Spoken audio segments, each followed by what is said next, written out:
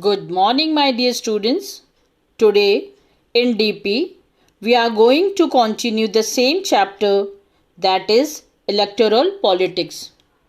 Children, in our previous classes, we have studied why do we need elections? Is it good to have political competition? Then, what is our election system? And today, we are going to study what makes elections in India democratic.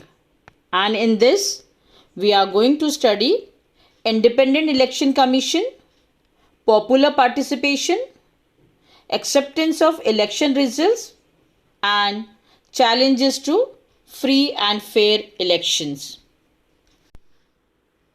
Now, children, what makes elections in India democratic? Children, we get to read a lot about unfair practices in elections. Newspapers and television reports often refers to such allegations.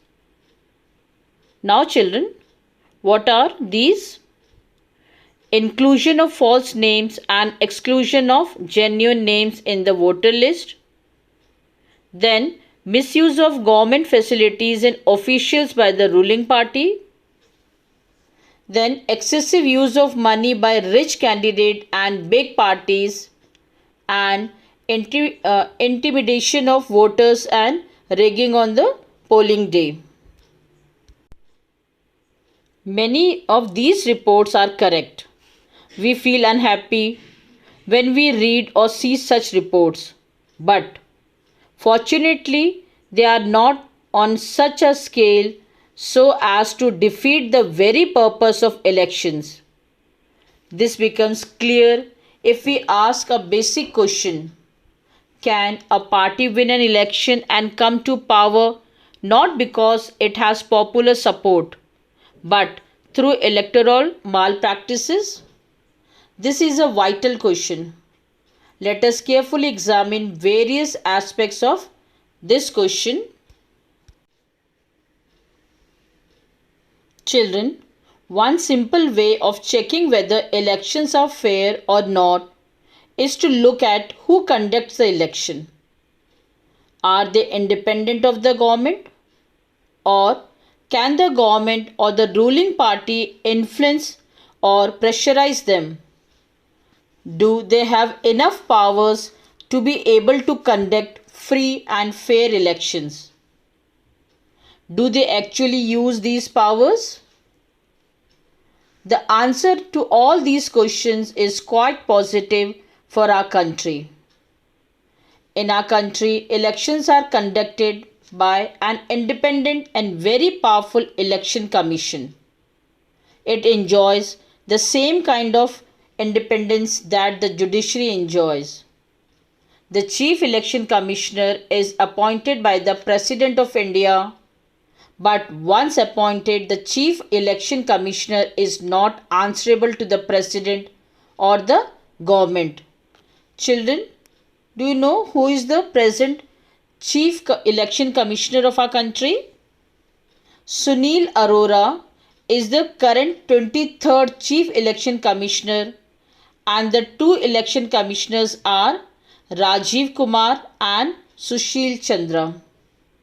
Children, even if the ruling party or the government does not like what the commission does, it is virtually impossible for it to remove Chief Election Commissioner. Children, very few election commissions in the world have such wide-ranging powers. The Election Commission of India.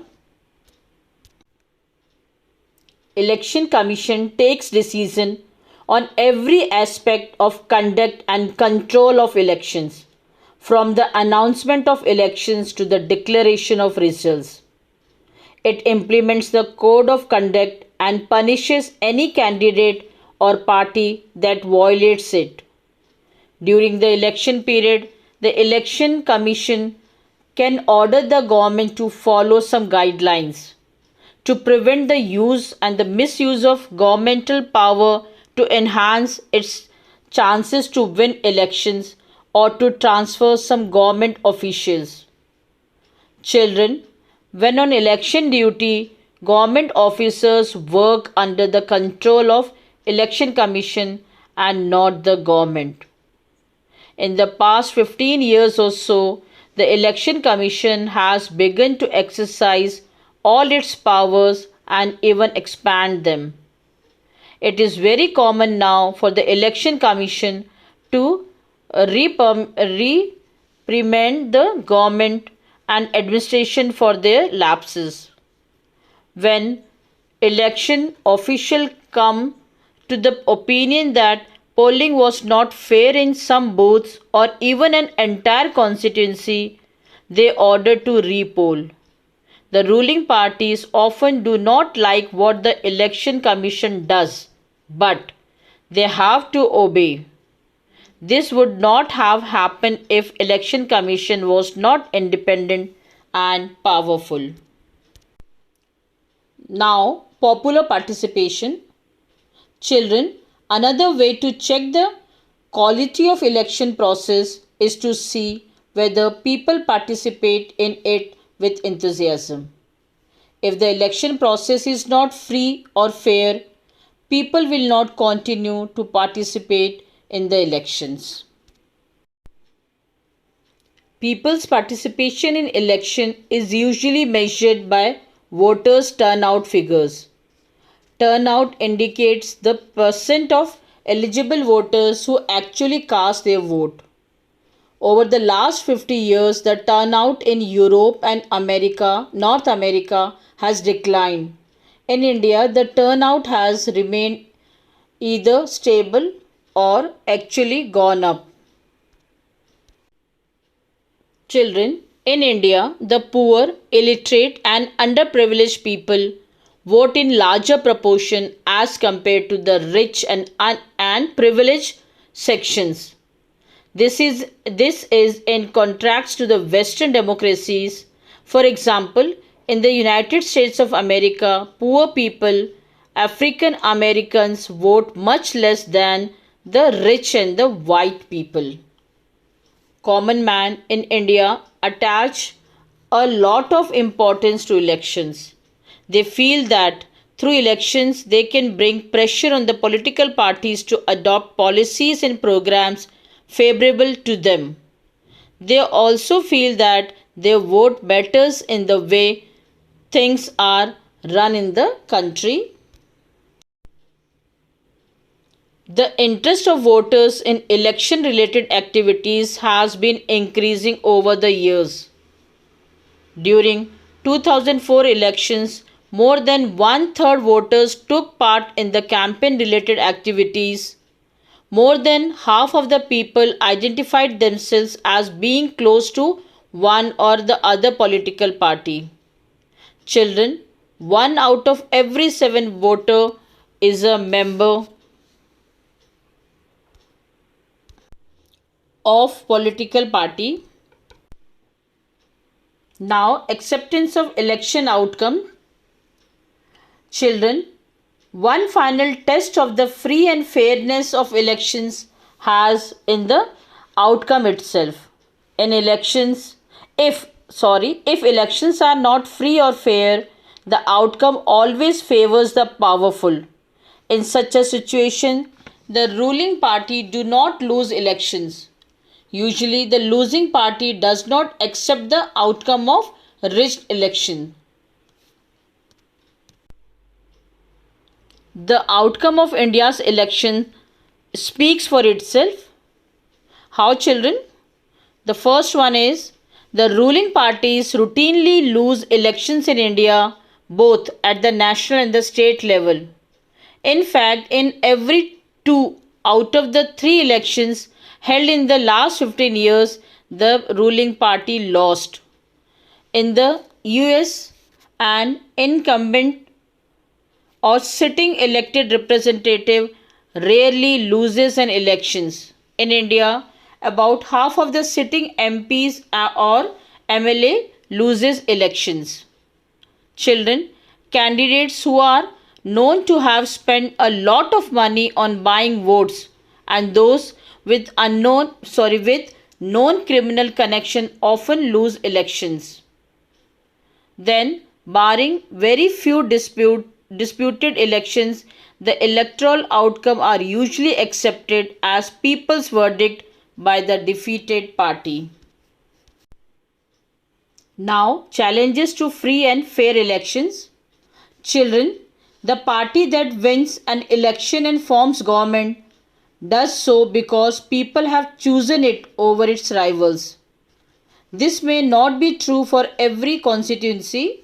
A few candidates may win purely on the basis of money, power, and unfair means, but overall verdict of a general election still reflects popular preference. There are very few exceptions to this rule in the last 50 years in our country. This is what makes Indian elections democratic. Children, are people's preference based on real knowledge? Are the voters getting a real choice? Is election really level playing field for everyone? Can an ordinary citizen hope to win elections? Children, questions of this kind bring the many limitations and challenges of Indian elections to our attention. Now, the first challenge, money power. Children, candidate and the parties with lot of money may not be sure of their victory, but they do enjoy a big and unfair advantage over smaller parties and independents. Second, criminal connections. In some parts of the country, candidates with the criminal connections have been able to push others out of the electoral race and to secure a ticket from the major parties. Then, family dominance. Some families tend to dominate political parties. Tickets are distributed to relatives from these families. Then, no proper choice. Very often elections offer little choice to ordinary citizens, for both the major parties are quite similar to each other both in policies and practice. Then smaller parties and independent candidates suffers a huge disadvantage compared to the bigger parties.